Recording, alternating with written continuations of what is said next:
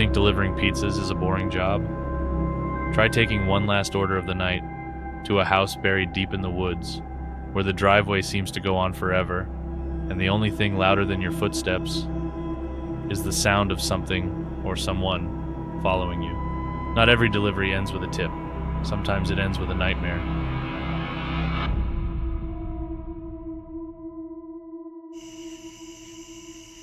So, during the last few years of high school and the start of college, I worked at Papa John's delivering pizzas and helping out with some cleaning during night shifts. My shift was usually from 4 p.m. to 1 a.m., but on slow nights like this one, we were basically ready to close up shop by 10 p.m., though we hadn't gotten any orders, so my manager and I started cleaning up, planning to be out of there by 11 p.m. But just as I was thinking we were done, the store phone rang at 10:45 p.m. I watched my manager pick it up, and from the way he was talking, I knew someone was placing an order.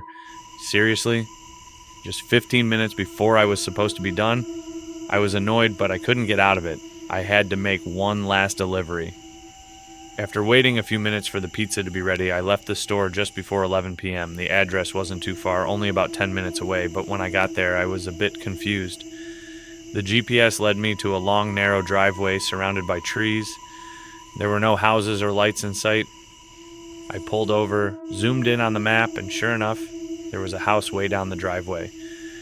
With a sigh, I turned onto the driveway and switched on my high beams to cut through the darkness. The driveway started out paved, but it quickly turned into a gravel path that was tough to follow. The trees were so close they almost touched the sides of my car. Eventually, the driveway opened up into a small clearing, and I saw this old, creepy wooden house that looked like it came straight out of a horror movie. It was too big to be just a cabin, but it had that isolated, middle-of-the-woods vibe. The house looked run down with peeling paint and dark, creepy windows. A few dim lights were on outside, but the rest of the area was pitch black. There wasn't a clear place to park, so I just stopped on the gravel and got out with the pizza in hand. The silence was weird, almost too quiet, except for the occasional rustle of leaves. I walked towards the house, each step crunching on the gravel. Something about the place felt really off, and it gave me the chills. Just as I got to the porch and was about to knock, I heard it. A faint crunching sound, like someone stepping on leaves, coming from the woods near the driveway. I froze, my heart racing, and turned to look. But it was way too dark to see anything past the weak glow from the house lights. Trying to shake off the uneasy feeling, I turned back and knocked on the door. While I waited, I glanced back at my car, wishing I'd left the keys inside so the headlights would stay on. From the porch, I could barely see the faint glare from the reflectors. The rest of the car was swallowed by the darkness. I heard footsteps inside, and then the door slowly creaked open. An old man stood there with short black hair streaked with gray and these glazed-over eyes that made him look like he was in a trance or something else. I held out the pizza box, trying to keep my voice steady despite the weird vibe I was getting. "I've got a Papa John's pizza for you," I said. There was an awkward pause before the man slowly reached out, his eyes never leaving mine. He took the box and set it down on a table just inside the door. Then, without a word, he pulled out his wallet and started counting cash, his movements super slow. As I stood there, I heard that crunching sound again. This time, it was closer, near my car. My eyes darted over my shoulder, trying to see through the darkness.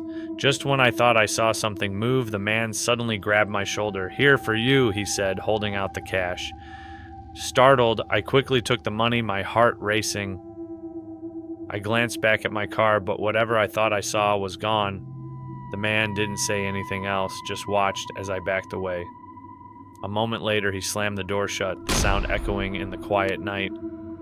I didn't waste any time. I pulled out my phone, turned on the flashlight, and hurried back to my car, shining the light all around but seeing nothing.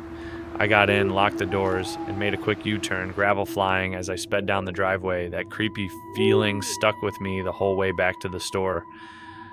After clocking out, I did a quick check of my car, just to be safe. Everything seemed normal at first, but then I noticed something that sent shivers down my spine, scratches near the passenger door handle, scratches I was sure weren't there before.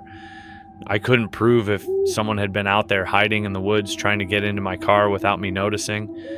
Maybe it was all just a coincidence, or maybe it was something more creepy.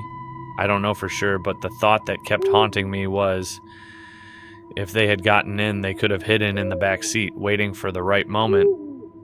What could have happened after that? Honestly, I'd rather not think about it.